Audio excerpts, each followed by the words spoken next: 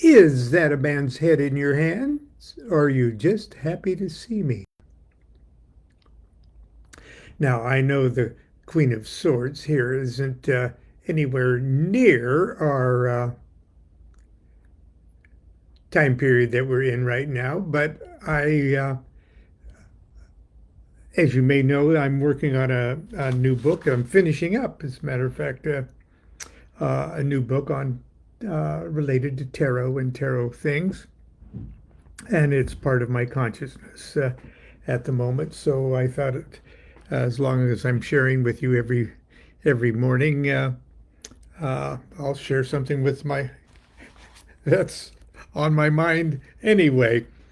There's the other Queen of Swords from Crowley's Thoth Tarot, an awesome card. Queen of Swords would be water of air. Water because she's a queen, and air because she's the suit of swords. And you can see the water-filled or rain-filled clouds that the queen is in there that just perfectly characterizes that elemental mix. So I'm sure she's hotter than this. All of the court cards in the Tarot of Ceremonial Magic are standardized uh,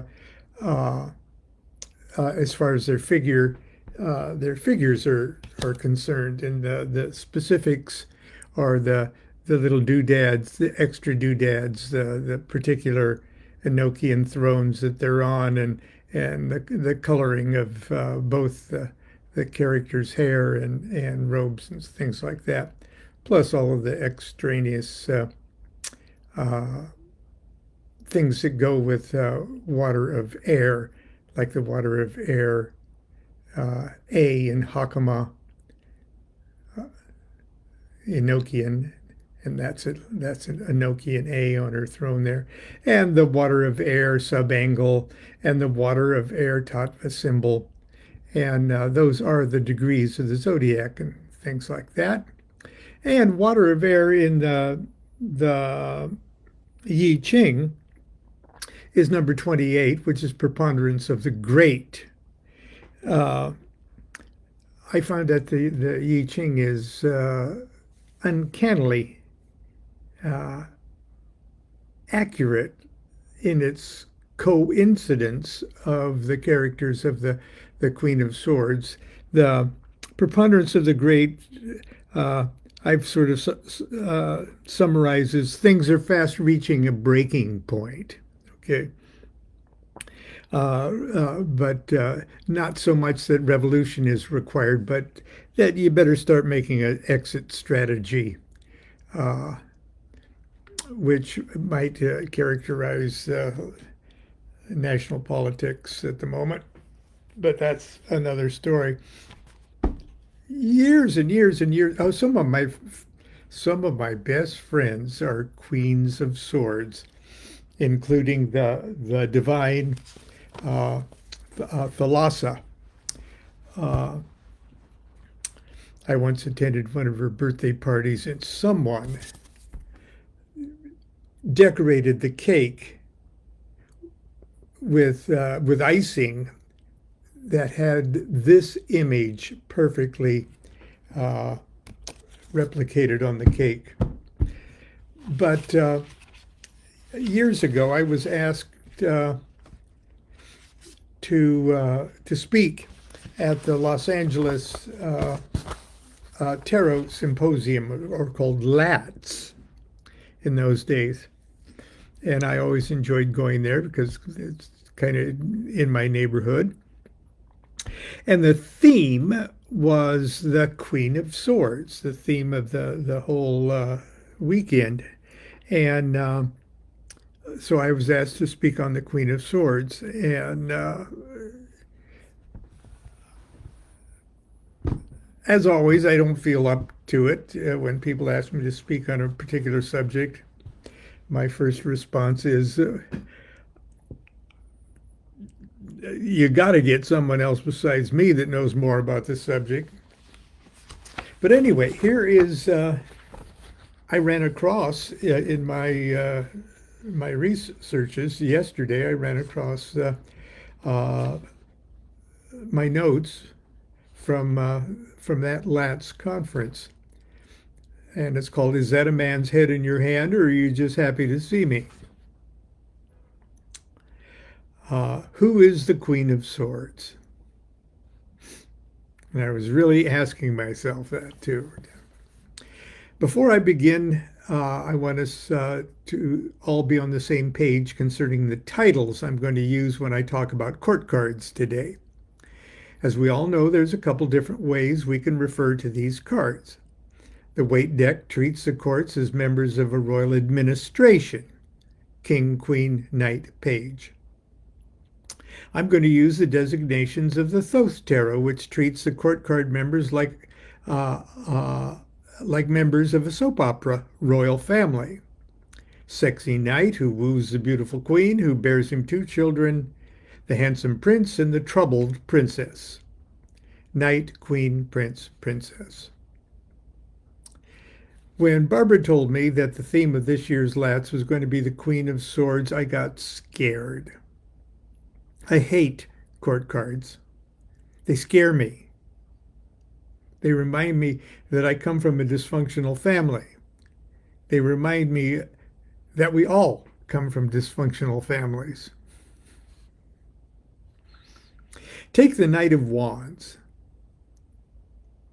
That's not a knight, that's my mother, whose birthday makes her a Knight of Wands. And that's not a big wand in her hand, it's a wooden paddle, and she's swinging it at my 5-year-old butt. But she misses and slams it across the side of my head, nearly knocking me unconscious. I mean, how close to my butt was my head? Don't answer. Maybe that's why the book says the Knight of Wands suggests, quote, vigorous action, but indicates failure if not successful on the first try, unquote. Then there's the Prince of Cups. That's my moody, secretive father.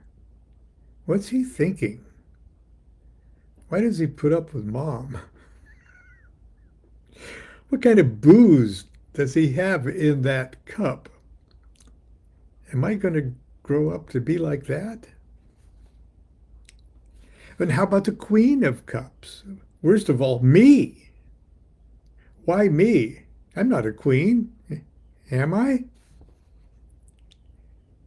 When court cards appear in readings I give to other people, I cringe like I do when someone tells me something embarrassingly personal about their sexual or emotional life.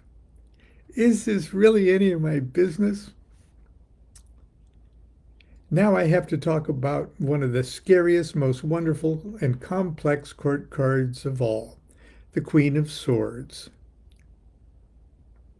The gal who, in several decks, including my own, is holding a severed head of a man in her hand. And I tried to make that man look like me. I'm sort of drooling there too, I think.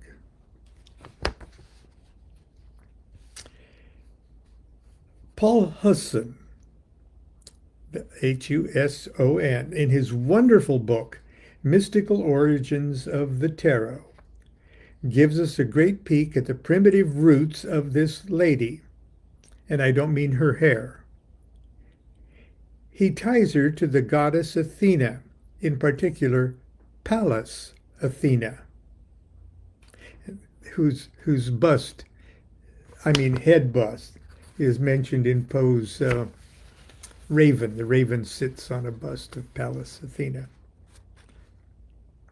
But here's what Paul Husson says, and I hope he doesn't mind me quoting him this sentence or two. He said, Pallas was the Paris pattern name of the Queen of Spades. Spades are swords. As early as 1493, maybe earlier. In Greek mythology, Pallas, P-A-L-L-A-S, by the way, is known as Athena, sprang full grown from the head of Zeus, the ruling god of Olympus. As the virgin goddess of wisdom, she championed the Greeks during the Trojan War, whereas the god of war, Ares, the Greek Mars, championed the Trojans. The poet Homer, in his Iliad, describes both deities battling it out together on the plain in front of Troy. Pallas triumphing over Ares, illustrating the power of intellect over brute force. Wise observation. He continues, in her day, the chaste Pallas was referred to by the poets in La Pucelle, the maiden. This also happened to be the nickname given to Joan of Arc, whom the Queen of Spades is also sometimes said to represent, unquote. Well, somewhere along the line, all this wisdom and maidenhood talk went south on us and turned pretty dark. What happened? Did men start interpreting her? Although the Queen of Swords remains pretty good to look at, nobody should be very happy to be around her. With the exception of Thalassa, of course. Attila and Waite pegged her as a widow who, when she's not busy being mean and devious and hypocritical, is busy not doing much of anything useful. She stands for sadness, embarrassment, privation, riches with discord, grief or joy with grief, mourning and sterility. And that's when the card falls upright. When reversed, she's just flat out nasty. A malicious woman who brings misfortune and sorrow is sometimes she's characterized as. But come on, no one can be that bad all the time. When we dissect Her Majesty with the tools of Kabbalah, we discover deep inside someone who, to quote MacGregor Mathers, quote, intensely perceptive, subtle, quick, confident, and often perseveringly accurate in superficial things, graceful, fond of dancing and balancing, unquote. I know that many tarotists, I don't know if that's how you pronounce it, I don't know that many tarotists dismiss the Kabbalistic Now I know that many tarotists dismiss the Kabbalistic methods of analyzing the cards. But I bet those of you who are the Queen of Swords, whose birthday falls between September 12th and October 12th, would rather think yourselves graceful and intensely perceptive dancers than mean and scheming, bummed-out, devious, hypocrite widows. This afternoon, I'm going to use a couple tools of the Hermetic Kabbalah to excavate the complex nature of the Queen of Swords and see how she can at once be Joan of Arc, Imelda Marcos, and Bob Dylan. That's all the people with birthdays that fall in that stretch. Let's start by seeing how Kabbalists arrange things in the 56 cards of the tarot that we call the Lesser Arcana. Now, it says handouts, and there's two handouts that I handed out, but I think this isn't from this is other notes. There, I've got to see how at least 12 of the court cards are spread around the zodiac sign, going from 20 degrees of one sign to 20 degrees of the next. So if you look there at the Queen of Wands over to the far left, you see that even though she's wands and a queen, which should represent the cardinal uh, signs of a zodiac sign, uh, you see that she's got the 10 of cups living inside her, but the 2 and 3 of wands. So they have to back up and adopt 10 degrees or another card from a foreign suit. It's the adopt a deck and mix up plan because it's the job of the elements to mix. So I think that was one of the handouts. And I believe this was the other one. How the small cards, the 36 small cards, which represent 10 degrees of the zodiac, are distributed. They're starting from on the far right again with the cards of Aries. 2, 3, 4 are the cards of Aries. Okay. You don't have to follow those along. I'm just showing you what those handouts probably were.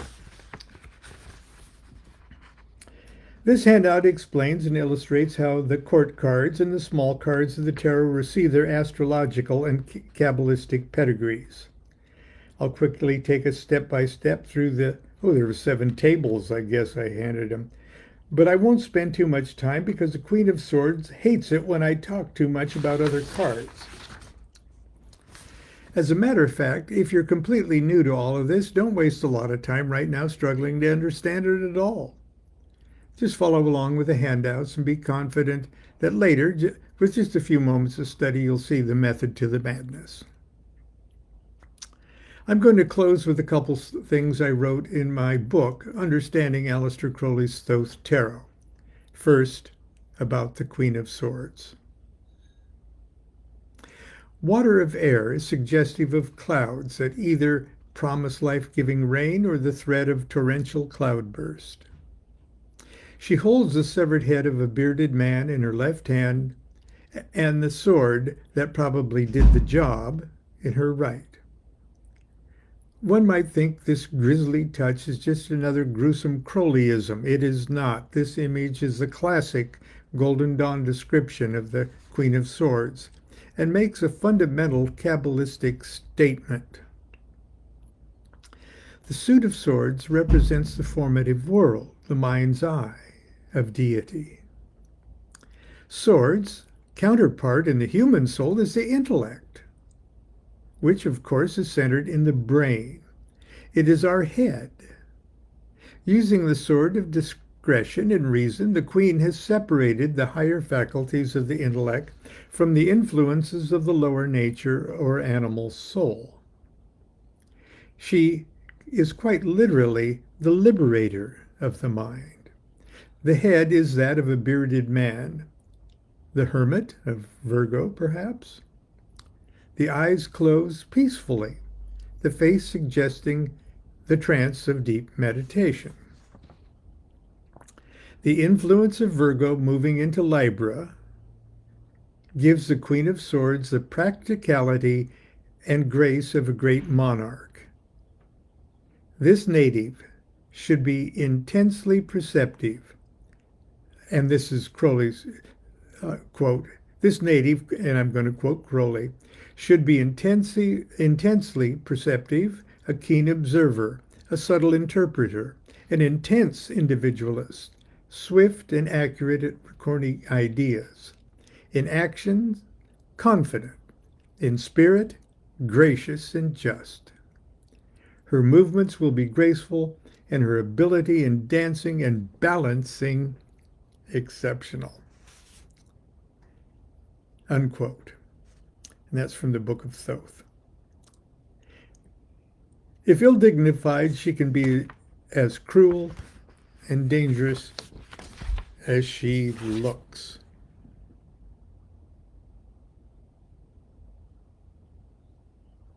Okay. That's our little comment for today. on the Queen of Swords. And I apologize if that subject just came right out of the blue, but it is what is occupying my mind today. So I hope you have a good week. Actually, as all of you probably already know, today is National Chocolate Souffle Day. We have our tree up and are celebrating.